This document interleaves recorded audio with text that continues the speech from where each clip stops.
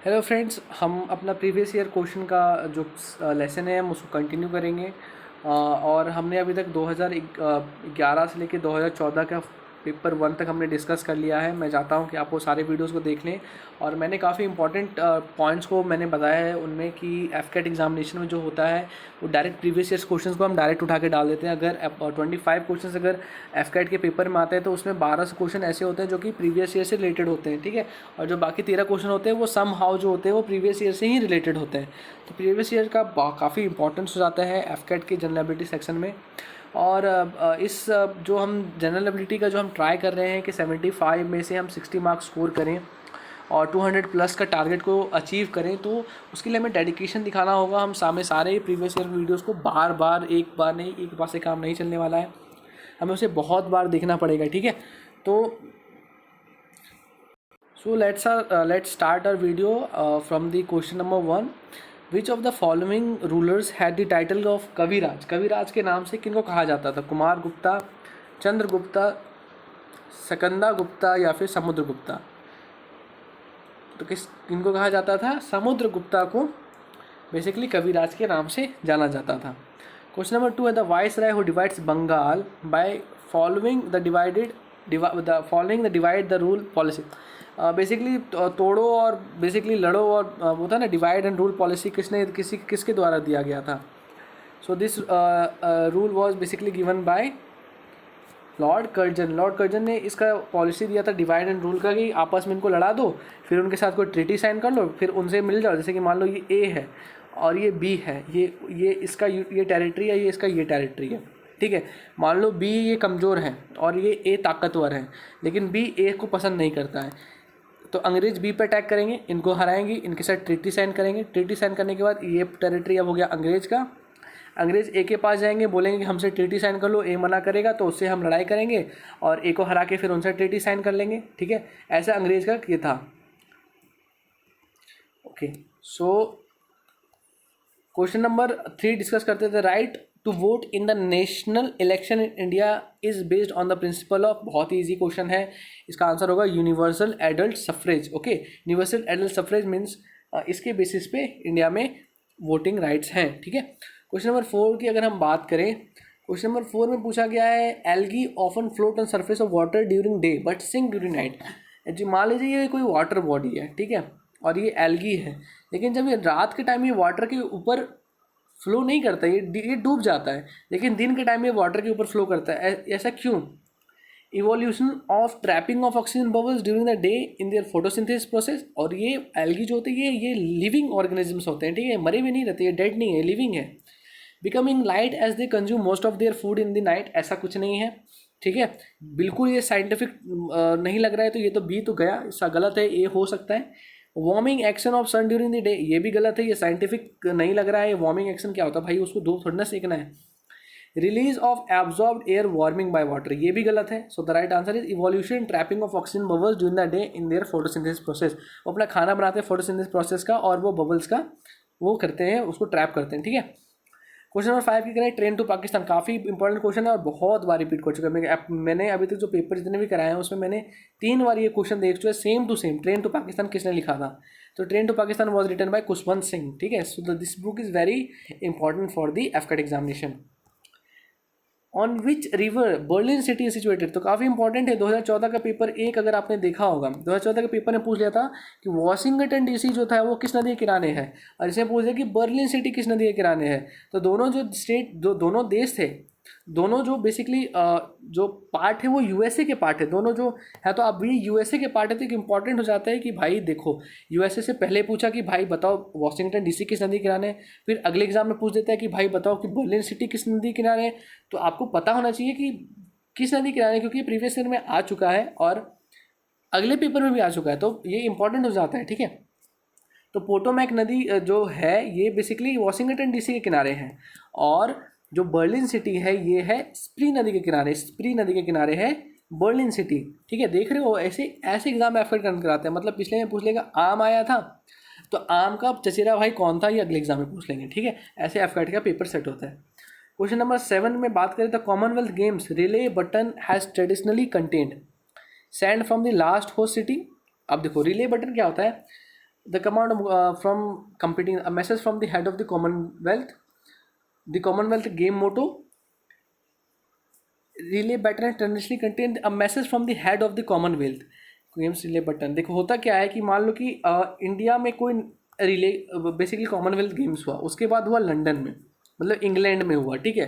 तो इंडिया से जो लंदन में जो जो बेसिकली गेम होगा, तो ये इंडिया वाले एक मैसेज सेंड करते हैं हेड ऑफ द कॉमनवेल्थ, ठीक है। ये होता है रिले बटन, एक ट्रेडिशन है ये जो चलते आ रहा है, इसको हम कहते हैं a message from the head of the Commonwealth given to the next nation who are going to held the Commonwealth Games in their nation, okay.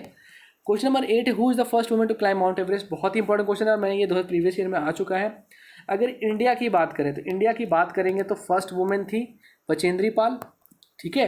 Bachendri Pal was the first women to climb Mount Everest from India.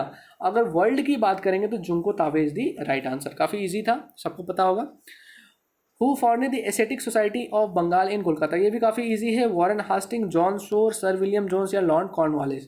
तो इसका right answer है Sir William Jones. Sir William Jones ने aesthetic society का गठन किया था। अच्छा देखो, अभी जो एक एस्थेटिक सोसाइटी जैसा ही एक आपको सुनने में लग रहा होगा ब्रह्मो समाज, ठीक है। ब्रह्मो समाज का किसने गठन किया था? तो ब्रह्मो समाज का गठन किया था राजा राम मोहन रॉय ने। ये काफ़ी इंपॉर्टेंट है और प्रीवियस ईयर में आ चुका है, ठीक है। राजा राम मोहन रॉय, ये प्रीवियस ईयर में आ चुका है और इन्होंने ब्रह्मो समाज का गठन किया था। तो आपको ये सारे पता होने चाहिए कि एस्थेटिक सोसाइटी, ब्रह्मो समाज, आनंद मठ, ये सब किसने किया था, इनका गठन कब हुआ था, ये आपको पता होना चाहिए। When is the poetry day recognize by the यूएसको, यूएसको ने पोएट्री डे कब रिकॉग्नाइज किया था? 2 फरवरी, 30 दिसंबर, 21 मार्च या 14 फरवरी। द राइट आंसर इज 21 मार्च। 21 मार्च को यूएसए ने कहा था कि हम पोएट्री डे मनाएंगे, ठीक है। So let's discuss the next question. In which respect have the central state relation में specifically term as municipal relation, ठीक है। म्यूनसिपल जो है ये सेंट्रल और स्टेट के रिलेशन के दोनों में आता है। देखो 3 लिस्ट होते हैं, पहला होता है स्टेट लिस्ट, दूसरा होता है सेंट्रल यूनियन लिस्ट और तीसरा होता है कॉन्करेंट लिस्ट। कॉन्करेंट लिस्ट में होता है कि स्टेट और यूनियन दोनों का होता है, ठीक है। तो इसमें म्यूनसिपल की जो बारे में बात किया गया है वो किस में आता है? Central control of the state in legislative sphere, central control the state in financial matter, central control the state in administrative sector, central control the state in planning process. किस चीज़ में सेंटर स्टेट को control कर रहा है? तो ये planning process में control करता है, ठीक है। प्लान करता है सेंटर और इम्प्लीमेंटेशन किया जाता है स्टेट के द्वारा, ओके। द यंगेस्ट माउंटेन, बहुत ईजी क्वेश्चन है, यंगेस्ट माउंटेन जो दुनिया का है वो है हिमालय, ठीक है, हिमालय है, ठीक है। क्वेश्चन नंबर 13 की बात करें, क्वेश्चन नंबर 13 में पूछ रहा है who was the first commander in chief of Indian air force in independent India. तो इंडिपेंडेंट इंडिया की बात करें तो होगा सर थॉमस वॉकर एल्मरिस्ट, ठीक है। सर थॉमस वॉकर एल्मरिस्ट, ठीक है, थॉमस वॉकर एल्मरिस्ट। इनको सर थॉमस वॉकर एल्मरिस्ट के नाम से भी जाना चाहते हैं। अगर देखो ये इंडिपेंडेंट इंडिया के थे लेकिन ये फॉरेनर थे, ये ब्रिटिश के थे, ये ठीक है ब्रिटेन के थे। लेकिन अगर पूछा जाएगा कि first Indian chief, basically first Indian general की अगर बात करें तो वो थे जनरल KM करियप्पा साहब, ठीक है, जिनको बाद में फील्ड मार्शल की उपाधि दी गई थी। अच्छा एक क्वेश्चन मेरे माइंड में अभी आया है कि एक तो 2 बंदों को भी आर्मी की तरफ से फील्ड मार्शल का दिया गया है, एक तो शाम मानेक साहब को दिया गया है, ठीक है, फील्ड मार्शल शाम मानेक साहब, एक दिया गया है field marshal general KM Cariappa को। अच्छा ये बताओ जनरल KM करियप्पा सीनियर थे तो दोनों में से पहले किसको मिला होगा? आप लोगों को लगेगा जनरल KM करियप्पा को पहले फील्ड मार्शल को उपाधि दिया गया था, नहीं। जनरल KM करियप्पा से पहले फील्ड मार्शल को उपाधि दिया गया है जनरल फील्ड मार्शल शाम मानेक साहब को। इनका जो 1971 में जो वर्क था वो बहुत ही प्रोफेशनल था, बहुत ही इन्होंने ट्रेमेंडस काम किया था। 1971 की लड़ाई में इसको बांग्लादेश लिबरेशन वॉर भी कहा जाता है, ठीक है। उसी की वजह से इनको फील्ड मार्शल को उपाधि दिया गया सबसे पहले। तो फर्स्ट फील्ड मार्शल उपाधि जो इंडिया में दिया गया था इनको दिया गया था शाम मानेक साहब को, ठीक है। उसके बाद फिर जनरल KM करियप्पा को ये उपाधि दिया गया था। और ये लाइफ टाइम अवार्ड होता है, एक तरीके से लाइफ टाइम अचीवमेंट रहता है। जब तक आपकी डेथ नहीं हो जाती तब तक आप एक तरीके से आप जनरल रहते हैं आपके डिफेंस फोर्सेस के। और question number 14 is about what is the splash and burn agriculture in Indonesia. Indonesia में स्प्लैश एंड बर्न एग्रीकल्चर को क्या कहा जाता है? झूम कल्टीवेशन, रोके कल्टीवेशन, मिल्पा कल्टीवेशन या लडांग कल्टीवेशन, ओके। झूम कल्टीवेशन तो ये इंडिया का है तो ये तो होगा नहीं, और रोके कल्टीवेशन मुझे पता नहीं किस देश का है, तो milpa cultivation is the right answer, ठीक है। स्प्लैश एंड बर्न जो इंडोनेशिया में होता है उसको हम मिल्पा कल्टीवेशन के नाम से जानते हैं। Which theory gave birth to the French revolution and revolution of America, ठीक है। कौन सा थ्योरी था? Legal theory of rights, theory of natural rights, social welfare theory या फिर हिस्टोरिकल थ्योरी ऑफ राइट, तो theory of natural rights. Birth to the French revolution and the revolution, birth दिया था फ्रेंच रिवॉल्यूशन को भी और American revolution को भी, किसने दिया? थ्योरी ऑफ नेचुरल राइट्स, ठीक है। क्वेश्चन नंबर 16 आपको सारे पता होने चाहिए, काफ़ी इंपॉर्टेंट है। इंडिया और पाकिस्तान के बीच में कौन सा है बाउंड्री लाइन? तो वो है, कौन सा है आपको कमेंट सेक्शन में बताना है, मैं नहीं बताऊंगा। यूनाइटेड स्टेट और 38 पैरेलल जो है, 38 पैरेलल जो बाउंड्री है वो किसके बीच है? यूनाइटेड स्टेट और कनाडा के बीच में, पाकिस्तान और इंडिया के बीच में, टर्की और इंडिया के बीच में, या फिर साउथ कोरिया और नॉर्थ कोरिया के बीच में। तो काफ़ी इजी है, ये जो 38 पैरेलल है वो साउथ कोरिया और नॉर्थ कोरिया के बीच में। आपको कमेंट सेक्शन में बताना है कि इंडिया और पाकिस्तान के बीच में जो लाइन है वो कौन सा है। आपको बिना सर्च किए पता नहीं, आपको ये पता होना चाहिए, ठीक है। यूनाइटेड स्टेट और कनाडा आप इंटरनेट से सर्च कर सकते हैं, टर्की और सिप्रस के का भी आप सर्च कर सकते हैं, ठीक है। सत्यमेव जयते जो हमने अपने कॉन्स्टिट्यूशन में जो लिखा है, word from which of the following, Mundaka का उपनिषद से लिए हैं हमने, महाभारत से लिया है, रामायण से लिया है, या फिर अर्थशास्त्र से लिए हैं, ठीक है। तो मुंडक का उपनिषद से हमने लिया है सत्यमेव जयते। सो दैट्स ऑल, बेसिकली इस वीडियो में बस इतना ही। हमने 2014 का पेपर 2 तक डिस्कस कर लिया है, बच गया है 2015 का पेपर 1 पेपर 2, 2016 का पेपर 1 पेपर 2, 2017 का पेपर 1 पेपर 2, 2018 का पेपर 1 पेपर 2, 2019 का पेपर 1 पेपर 2, और सबसे मोस्ट इम्पॉर्टेंट जो है, स्टार मार्क में लगा देता हूँ, सबसे इम्पॉर्टेंट जो है आपका, सबसे मोस्ट इम्पॉर्टेंट है 2020 का पेपर 1, ठीक है। क्यों? क्योंकि इसी पेपर को देख के 2020 का पेपर 2 सेट होगा, और मैं इसको बहुत ही अच्छे तरीके से डिस्कस करूंगा, और जो भी क्वेश्चन आए होंगे उनकी मतलब उनसे डिटेल में पूरा एक्सप्लेनेशन बात करूंगा। जैसे मान लीजिए पूछ लेगा कि आगा खान ट्रॉफी किस खेल से रिलेटेड है, तो हमें पता है कि वो हॉकी से रिलेटेड है। तो अगर आगा खान आया है 2020 में, तो 2 में हो सकता है 2020 के पेपर 2 में पूछ ले कि रणजी ट्रॉफी किससे रिलेटेड है, या फिर लेडी रतन टाटा किससे रिलेटेड है। तो जितने भी स्पोर्ट्स ट्रॉफीज़ होंगे उसमें हम उस क्वेश्चन के बाद सारे डिस्कस करेंगे, ठीक है।